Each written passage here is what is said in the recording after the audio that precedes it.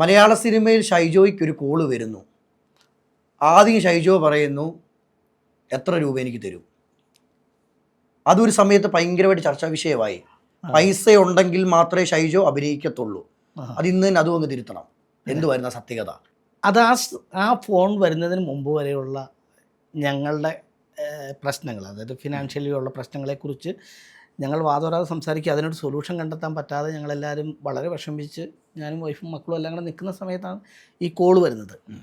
അപ്പോൾ ഈ കോള് വരുമ്പോഴും ഇനി ഇതും അതിൻ്റെ ഭാഗമായിട്ടാണോ എന്നല്ല നമ്മൾ ചിന്തിക്കുക. അപ്പോൾ എല്ലാവരുടെയും ശ്രദ്ധ ഈ ഫോണിനകത്തേക്കാണ്. ഫോണിനകത്തേക്ക് ശ്രദ്ധിക്കും, എല്ലാവരും പരസ്പരം നോക്കുന്ന ഒരവസ്ഥയാണ്. അവിടെ നിന്ന് പിന്നെ ഇത് എടുത്തിട്ട് രണ്ടും കൽപ്പിച്ച് നമുക്ക് പറഞ്ഞിട്ട് എടുക്കാനായിട്ട് തുടങ്ങിയപ്പം കട്ടായി. തിരിച്ച് ഞാൻ അങ്ങോട്ട് വിളിക്കുക. തിരിച്ച് വിളിച്ച് കഴിയുമ്പോഴാണ് ഡിക്സൺ പൊടുത്താസാണ് എന്ന് എന്നോട് നിങ്ങൾ പറയുമ്പോഴാണ് ഡിക്സൺ ചേട്ടൻ ഇത്രയും വലിയ പ്രൊഡക്ഷൻ കൺട്രോളറാണ് പ്രൊഡക്ഷൻ കൺട്രോളറാണ് വിളിക്കണമെന്ന് മനസ്സിലാവുന്നത്. എന്താ ചേട്ടാന്ന് ചോദിക്കുമ്പോൾ അപ്പോൾ ഞങ്ങളുടെ മനസ്സിൽ മൊത്തം ഈ പ്രശ്നങ്ങളിൽ നിൽക്കുന്നതുകൊണ്ട് എല്ലാവരും ചുറ്റും വന്ന് നിൽക്കുവാണല്ലോ. അതെ, എന്തായിരിക്കും ഇനി അടുത്ത നിലപാടെന്നുള്ള രീതിയിൽ ഇങ്ങനെ വന്ന് നിൽക്കുക.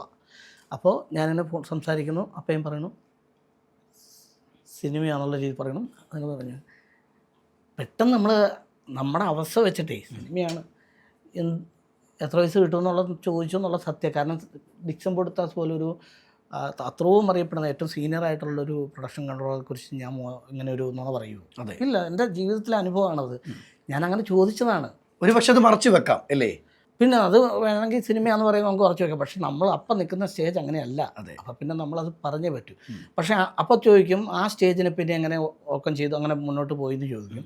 അത് കഴിയുമ്പോൾ ഞാൻ ചോദിക്കുകയാണ് എന്താണ് ചേട്ടാ, ഇപ്പോഴാണ് എന്നോട് പറയണത് ലാൽ സാറിൻ്റെ. അപ്പോൾ ഞാൻ എത്ര ദിവസം ആണ് വേണ്ടി വരുന്നതെന്ന് ചോദിച്ചു.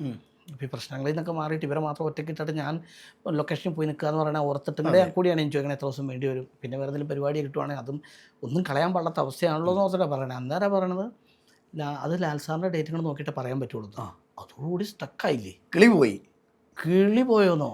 അപ്പോൾ അത്രയും നേരം ഞങ്ങൾ അനുഭവിച്ച ആ വിഷമത്തിനകത്തേക്ക് ഞങ്ങളുടെ കുടുംബത്തിൽ മൊത്തത്തിലൊരു സന്തോഷത്തെ കൊണ്ടുവരും ഈ കോള്. ഈ ഡിസിഞ്ഞൻ്റെ കോളേ ഒരു സന്തോഷത്തിലേക്കാണ് കൊണ്ടുവരുന്നത്. അപ്പം തന്നെ പിന്നെ എന്ത് നീ വന്നാലും അങ്ങ് കഷ്ടപ്പെടാം. കാരണം അപ്പോൾ ഒരു വിളി നമുക്ക് വന്നു കഴിഞ്ഞു പടത്തിൽ നിന്ന്. അത് നമ്മൾ ആഗ്രഹിച്ചിരുന്ന അല്ലെങ്കിൽ നമ്മൾ ഒരിക്കലും പ്രതീക്ഷിക്കാത്ത സ്ഥലത്ത് ഏതൊരു മ്യൂസിക് കൊതിച്ചിട്ടുള്ളൊരു സ്ഥലത്തു നിന്നൊരു വിളി വരുമ്പോൾ പിന്നെ എന്ത് വന്നാലും അങ്ങ് മുന്നേറാമെന്ന് ഓർത്തപ്പം ചേട്ടാ എന്താണ് കുഴപ്പമില്ലെന്ന് പറഞ്ഞു. അന്നേരം അവിടെ നിന്ന് അതാണ് ഒരു ക്വാളിറ്റി എന്ന് പറയുന്നത്. അതല്ല ഷൈജോ, അതങ്ങനെ വേണ്ട ഷൈജോ, അതല്ല നമുക്ക് പ്രൊഡ്യൂസറും ഡയറക്ടറും നിങ്ങൾക്കൊരു പേയ്മെൻറ്റ് ഇട്ടിട്ടുണ്ട്. ആ പേയ്മെൻറ്റ് എന്നോട് പറഞ്ഞു, ഒട്ടും മോശമല്ലാത്തൊരു പേയ്മെൻറ്റ്. അപ്പോൾ ഞാൻ പറഞ്ഞു ശരി പറഞ്ഞു. ആ പേയ്മെൻറ്റ് ഇപ്പോൾ ആ പേയ്മെൻറ്റ് കൂടുതൽ പേയ്മെൻറ്റ് എനിക്ക് രഞ്ജിത്ത് സാർ തന്നു പ്രൊഡ്യൂസർ.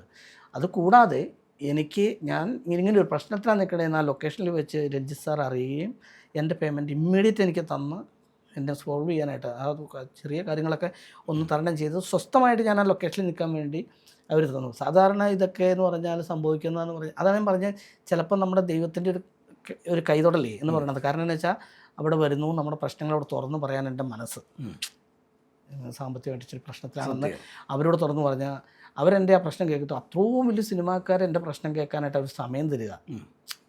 ഒരു വേഷം മാത്രം നിന്നാൽ പോരെ, എൻ്റെ പ്രശ്നവും കേൾക്കണം.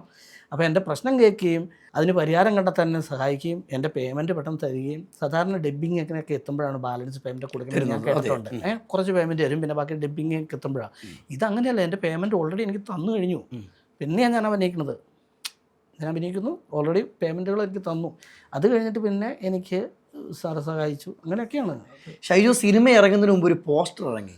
അതെ, ആ ബൈക്കെ കുപ്പിയും പിടിച്ച് പുറകിൽ ഒരു ഇരുത്തു. എൻ്റെ പൊന്നളവോ എന്നാ സാധനമായിരുന്നു. അയ്യോ, ആ സാധനം പിടിവിട്ടു പോയത് സത്യം. ഈ പോസ്റ്റർ ഇറങ്ങുമ്പോൾ നമ്മൾ കാണുമല്ലോ, ആ കണ്ടൊരു കാഴ്ച എങ്ങനെയായിരുന്നു? ആ പോസ്റ്റർ ഇറങ്ങുന്ന പറഞ്ഞാൽ ഞാൻ നിൽക്കുന്ന സ്ഥലം മഴവിൽ മനോരമയിലെ ഒരു ചിരി ബമ്പർ ചെയ്തു പരിപാടിയുടെ ഗ്രൂമിങ് കഴിഞ്ഞിട്ട് ഞാനവിടെ നിൽക്കുന്ന സമയത്ത് ഞാൻ അതിൻ്റെ ക്യാമറ ചീഫ് പിന്നെ അസോസിയേറ്റ് അങ്ങനെ ഞങ്ങൾ 3-4 പേര് നിൽക്കും. അപ്പം അങ്ങനെ നിൽക്കുന്ന സമയത്താണ് എനിക്കൊരു പോസ്റ്റ് തന്നെ.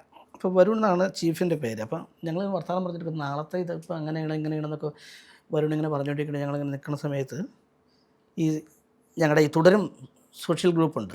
അപ്പോൾ ഗ്രൂപ്പിനകത്ത് ഒരു ഫോട്ടോ വന്നു. അപ്പോൾ നമ്മൾ പ്രതീക്ഷിക്കുന്നില്ല, നിങ്ങൾ ഞെക്കി തുറക്കട്ടെ, തുറക്കാനൊരു സമയമുണ്ടല്ലോ. അപ്പോൾ അതുവരെ ഞങ്ങൾ സംസാരിച്ചിരിക്കുന്ന ആൾക്ക് ഞാൻ എൻ്റെ ഫോണിലൊരു മെസ്സേജ് വന്ന് ബോറാവരുതല്ലോ. അതെ അതെ. അതുകൊണ്ട് ഞാനിങ്ങനെ ഞെക്കിയിട്ട് ഞാനിങ്ങനെ നിന്ന്. അപ്പോൾ സംസാരിച്ചിട്ടൊക്കെ അത് കുഴപ്പമില്ല എന്ന് പറയുമ്പോൾ നമുക്കൊരു ശ്രദ്ധ വേണമല്ലോ ഇവിടെ. അപ്പോൾ ഞാൻ ചുമ്മാ ഒന്ന് നോക്കിയപ്പോഴാണ് ഈ ഈ ബൈക്കുമായിട്ടുള്ള സീൻ. അപ്പോൾ എൻ്റെ കോസ്റ്റ്യൂമും എല്ലാം കൂടെ കണ്ട് ഞാൻ പിന്നെ അതിങ്ങനെ ഇങ്ങനെ നോക്കിക്കഴിഞ്ഞപ്പോഴാണ് ഇത് സത്യം പറഞ്ഞ ഒരു വിഷമങ്ങ് വന്നിട്ട് കണ്ണങ്ങ് നിറഞ്ഞ് വരുണൊക്കെ കൂടി പിടിച്ചു. അത്രയ്ക്ക് സങ്കടം വന്നു പോയി. കാരണം എന്താ വെച്ചാൽ ഇതൊരിക്കലും പോസ്റ്ററായിട്ട് വരുമെന്ന് ഞാൻ പ്രതീക്ഷിക്കുന്നില്ല. ഒരു സീനങ്ങ് ചെയ്തു പോയി, പക്ഷെ അതൊരു പോസ്റ്ററിന് വേണ്ടിയിട്ട് ഇവർ ഡിസൈൻ ചെയ്ത് അങ്ങനെ ഒന്നും ഓർമ്മയില്ലല്ലോ. ഇത് കണ്ട് സങ്കടം വന്നു പോയി. പിന്നെ അത് അവിടുത്തെ ഫ്ലോറിൽ പോലും ആ പോസ്റ്റർ ഇട്ട് എല്ലാവരും കൈയടിച്ച് എനിക്ക് സപ്പോർട്ട് തന്നു. അവിടെ മനോരമയിൽ പ്രൊഡ്യൂസർ രഞ്ജിത്തൊക്കെ കൂടി അതങ്ങനെ ചെയ്തിട്ട് അത് ഭയങ്കര ആരെ പ്രതീക്ഷിക്കണത്. അതുകൊണ്ടാണ് പെട്ടെന്ന് ഏങ്ങലടിച്ചു പോയി ഞാൻ. അത്രമേൽ വിഷമം ഉണ്ടായിരുന്നോ ഷൈജോ? ഒരു പക്ഷെ തുടരും പടം ജീവിതത്തിൽ വന്നില്ലായിരുന്നെങ്കിൽ എന്തായേനെ ജീവിതം? ചിന്തിച്ചിട്ടുണ്ടോ? ജീവിക്കും. കാരണം എന്താ അറിയോ, എനിക്കിങ്ങനെ ഒരു നിബന്ധനകളില്ല, ഇന്നത് ചെയ്യുള്ളൂ, ഇന്ന സംഭവങ്ങൾ ചെയ്യുള്ളൂ എന്നുള്ള. തൊഴിൽ എന്തും ചെയ്യും, എന്തു തൊഴിലും ചെയ്യും. അതുകൊണ്ട് ഞാൻ ജീവിക്കും എന്നുള്ളൊരു ആത്മവിശ്വാസം എനിക്കുണ്ട്. കാരണം എന്ത് പണിയും ചെയ്യും. ഞാൻ പറഞ്ഞില്ലേ, ലാൽ സാറിൻ്റെ പടത്തിൻ്റെ ലൊക്കേഷനിൽ ഞാൻ പോകുന്ന നേരെ പെയിൻറ്റിങ് സൈറ്റിലേക്കാണ്. പെയിൻറ്റിങ് സൈറ്റിലോട്ടാ? ആ, ലാൽ സാറിൻ്റെ സെറ്റിൽ നിന്ന് ഞാൻ പോകുന്നത് നേരെ പെയിൻറ്റിങ് സൈറ്റിലേക്കാണ്.